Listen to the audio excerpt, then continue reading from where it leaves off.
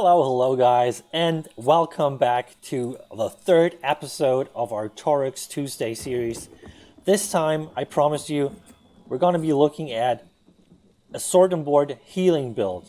Yes, we will be healing like crazy while we're doing our offensive combos.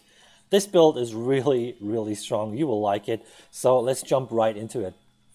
Our stats, we have let me just go on this bar. We have 33k stamina, not bad. Almost 30k health. This is a lot of health. You don't have to go with that much health, but I think for a build like this, it's actually pretty beneficial to have a big pool. And almost 15k magicka. This is also a lot, and we actually need the magicka because we have a couple buffs that we need to cast, so having the extra pool is quite nice. Our stamina recovery is not looking too great, 15k, but we're on the DK, so the DK has a lot of sustain, and our skills, our main offensive skills, are fairly cheap, so this should not be an issue. Our weapon damage is coming in at, let me buff up real quick. Looking at almost 3.5k. With our weapon damage enchant, we will be sitting at almost 4k, and we are using the Master's Bow, so we'll get another 300 weapon damage on the target that we put the poison injection on. So this is actually pretty good. And yeah, our resistances actually look pretty decent on this build. Take a look at this. Almost 30k spell resistance and 22k physical. That's actually not bad. And this build has, like I said, a lot of healing, so you'll be pretty tanky on this build. And the crit resistance, almost 2600. That is more than enough. We are a vampire, as always. You know me. I like my vampire, but you don't have to be. But honestly, it's pretty OP, so I would go with it. We're using the Serpent Mundus because we need the extra stamina sustain. As you saw, we don't have that much, so a little extra doesn't hurt. We are using the Dubious for our drink buff. Same reason.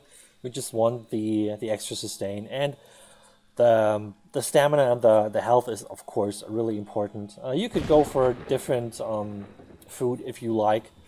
If you maybe don't want to go for that much health, you could just go with like just stamina and stamina regen. You get more out of it. But like I said, I think it's actually quite beneficial having a little more health on this build because the healing is so strong, and you can just fill up your health bar so quick with this build that having a big health bar is actually really good because, you know, you have a big buffer and that helps you stay alive. So yeah, let's take a look at the sets. Of course, TORUG'S Pact. What else? The best set in the game, the answer to everything. So yeah, TORUG'S Pact, always. We are using, of course, Infused on the big pieces and Tri-Stat Enchants.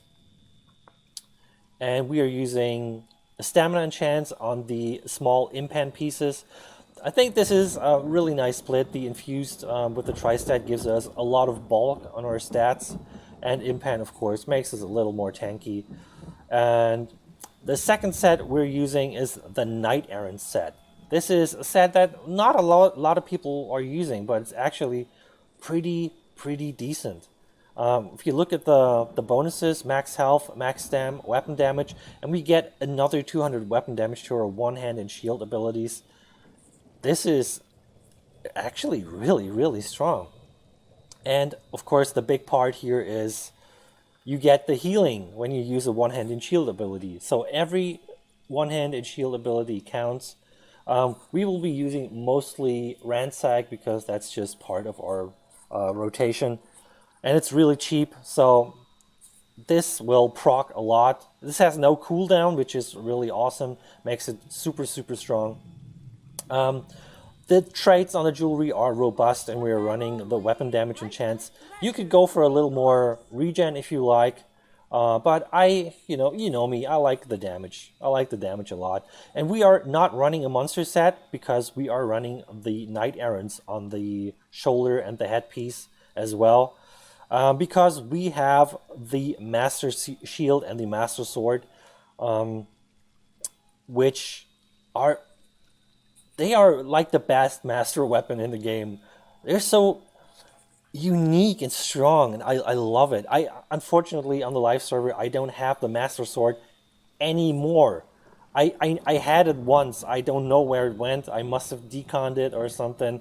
I don't know. But it was like CP 140 anyway, so I might have to get a new one. But if you have it, you got to use it. It's awesome. And on the back bar, we are running the Master's Bow, which is also a great pick. But you could run a Sentry Bow if you want for the extra regen. But I think it pairs really well with this build. So yeah, that's the stats. Let me let me go over the traits. Of course, infused on the back bar with a weapon damage enchant on top gives you almost 600 weapon and spell damage, which is a lot. And then, of course, infused also on the front bar with a life drain enchant. And now I will explain what this build actually does and why we use these sets. So, of course, TORUG'S Pact gives us the super strong enchants. So this enchant doesn't look that strong because it isn't anymore. It got nerfed. I don't know why ZOS did this. I don't think one-handed enchants have been a big problem. They cut them in half, so you used to get more out of this, but it's not that bad. It's not that bad. So you will still get a lot of healing out of this. So yeah, the TORUG'S Pact makes our healing enchant really strong. 2k magic damage, it's not bad, and almost 1k health when you use it. That's not bad. And of course the heal can crit. You can get a crit heal out of this. So this can potentially be like 1800, which is, it's decent. And it's on, like I said, a 1.75 second cooldown. So basically, like every 2 seconds, you can get the healing from this enchant. This alone is already pretty strong, but then we put the Knight Errants on top, which gives us 1500 health every time we use a one-handed shield ability. This cannot crit. So unfortunately, you will only get what it says on the tooltip, like most of the time. It can be a little less depending on your build, but this build actually stacks a lot of healing bonuses, so we get a lot out of it. If we buff up, this will be a lot higher. So yeah, I like it. It just pairs really well with the enchant. So every time you use Ransack or even a light attack. The light attack will of course proc the enchant, but if you use Ransack, light attack, Ransack Bash, this will proc the Knight Errants, it will proc the enchant, and of course it will proc the Master Sword, because the Master Sword also gives you health when you use puncture on someone, and it also gives you spell and physical resistance equal to the amount healed. So if you keep this up, you will be really, really bulky. You have a lot of healing, you get a lot of the resistances. So yeah, that is the combo. As you can see, we have 3 sources of healing: the enchant, the Master Sword, and the Knight Errants. This is, in PvE, you can basically get like a 9k burst heal just from using light attack, Ransack, Bash. And you will do a lot of damage, and you will get a lot of healing. I will put some footage of me playing this build. Of course, I have no PvP footage of this build because this is the PTS. But I will let a world boss damage me, and then we're gonna just quickly heal up with our with our burst combo, and you will see how unbelievably strong that is. So yeah, that is the sets. Of course, the Master's Bow on the back, as I said, gives you the extra weapon damage if you put the poison arrow on someone. If you don't have that or don't want to use that, feel free to use a Senchei bow. It's very, very good because you get the extra regen. Or maybe a Black Rose bow if you're more into the dot play style. So yeah, that is the sets so far. Let's look at the skills. We are running a pretty standard sword and board kit. The reverb bash, of course, for some, it doesn't hit very hard, but it's a nasty stun. It can be a little buggy sometimes. So yeah, it's a really bad stun. If you get hit by it, sometimes it's just over, and it puts the major defile on your target. So honestly, having a major defile is like having 30% more damage. You can look at this as a damage buff because people just can't out heal the damage. And you will notice if you hit people with this, it really feels like you are like almost twice as strong. So this is such a great skill. You really want it on this build. Yeah, awesome skill.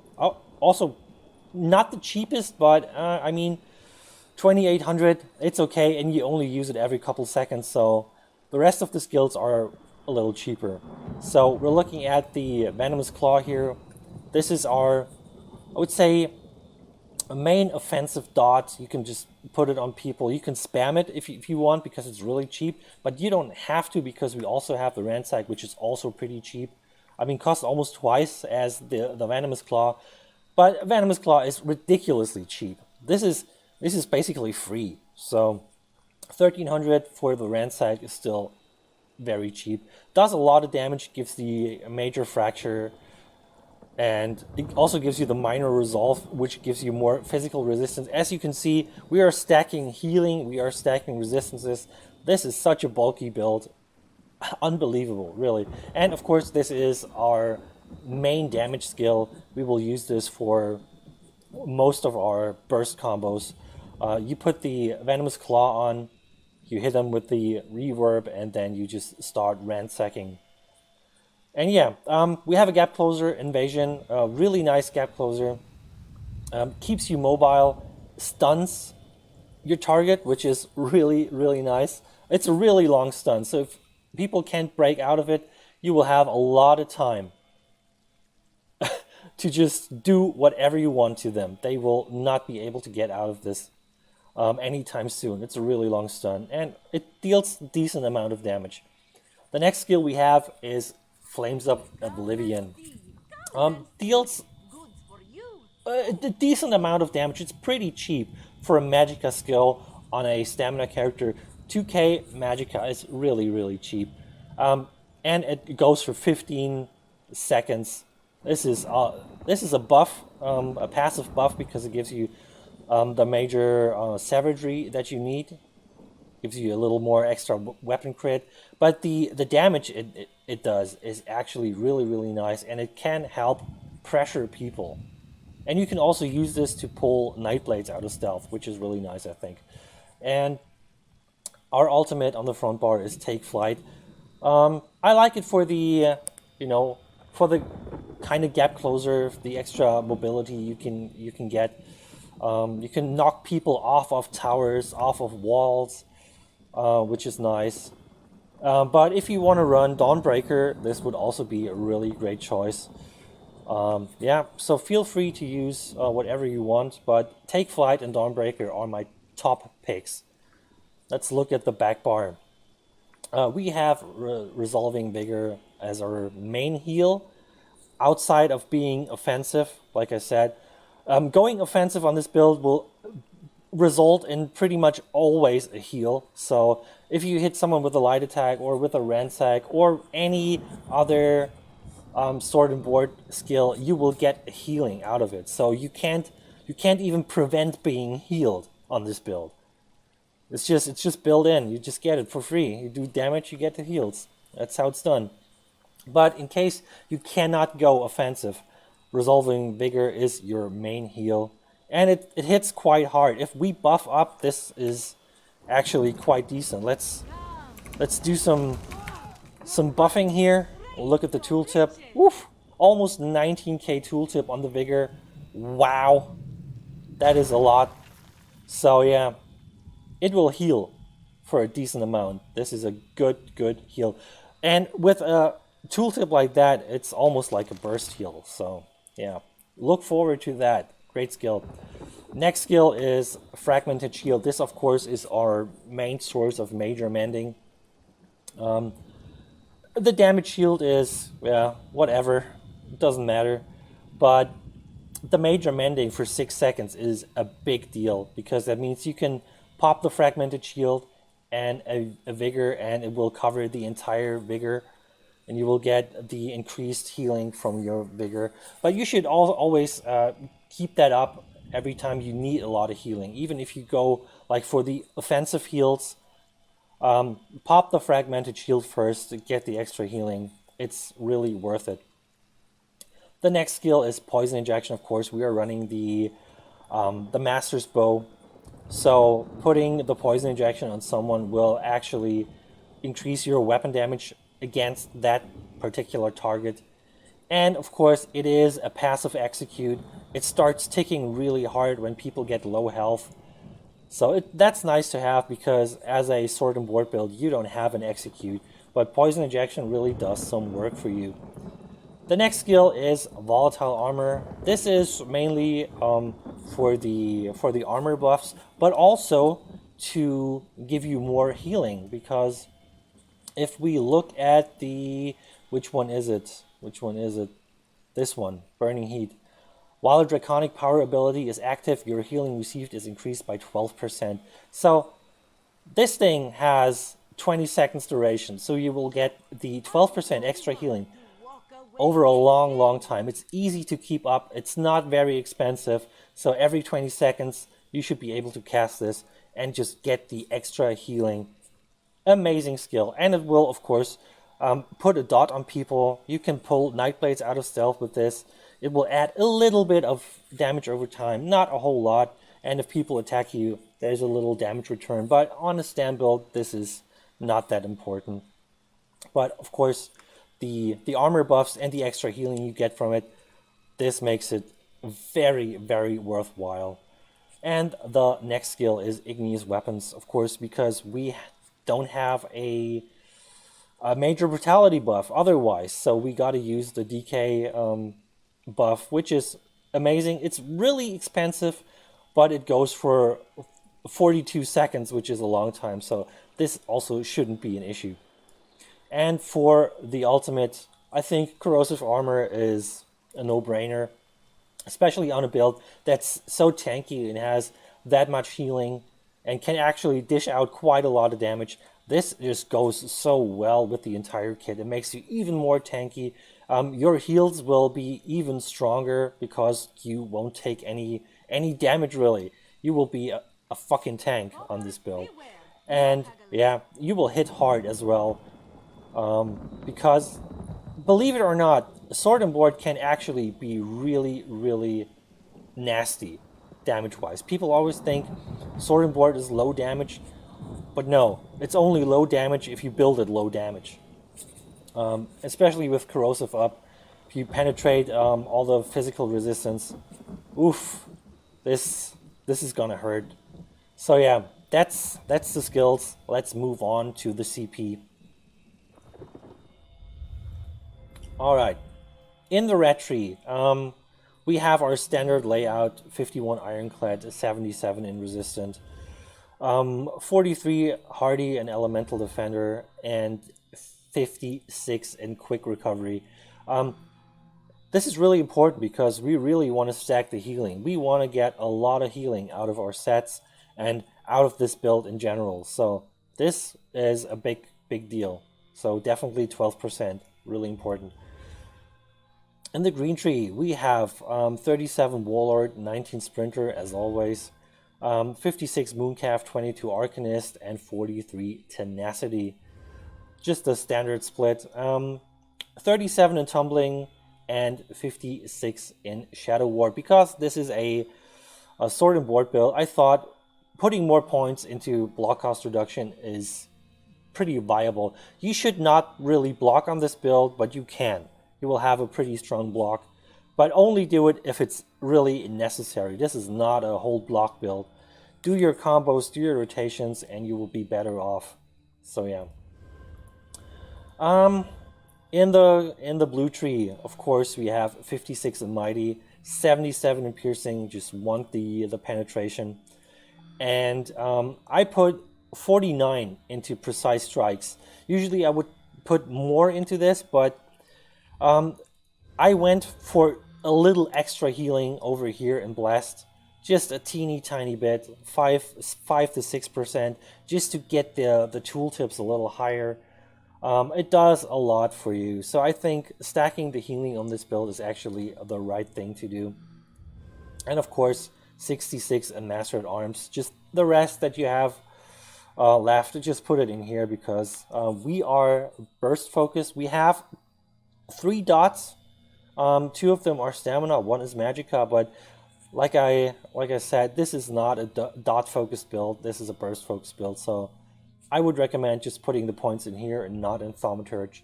So yeah, that's the build, ladies and gentlemen. I hope you learned something. I hope you liked the concept of this build. I hope you give it a try. And if you do, please let me know. And yeah, make sure you subscribe so you don't miss any episodes or other YouTube content. It really helps out. And yeah, I will leave you with a little bit of footage of me killing and fighting a world boss so you can actually see how good the healing is. Okay guys, let me explain real quick how this build works. We're just gonna fight this world boss here. I'll let him damage me. We'll wait till we're low health, and then we're gonna do this, full health, easy. So the combo you want to do is, of course, make sure you have your buffs up, and then just do light attack, ransack, bash.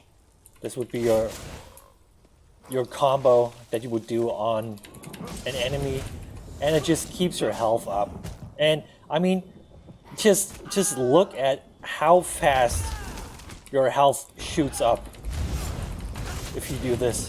This is amazing.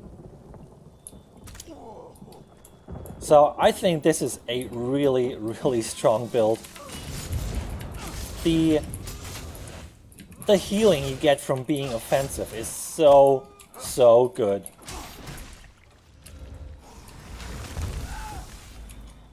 Just look at this.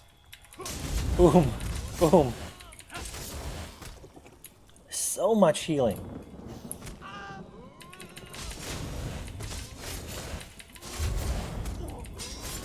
And as you can see, you can just keep doing this. So if you're in a 1v1 with someone and he is just dishing out damage, you could just stay on the offensive. Do whatever it takes. And you will not lose health. You could just stay topped off while the other guy is taking the damage. It's amazing. It is absolutely amazing. I love this. Such a strong build.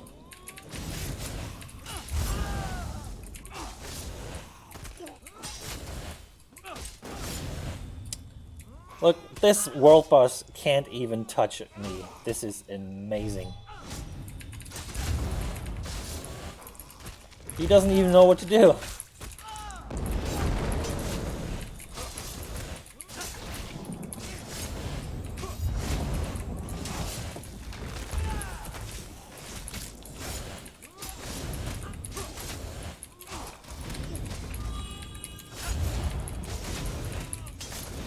Look at this, easy, easy.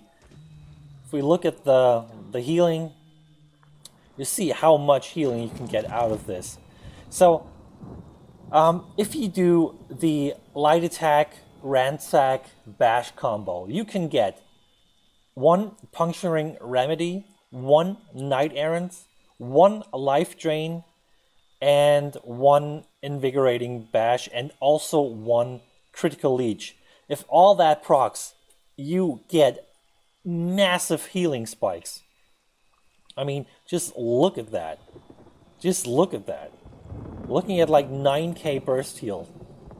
A 9k burst heal. And in PvP, you will of course get less, but I mean, you could still pull like 4 or 5k burst heal per combo.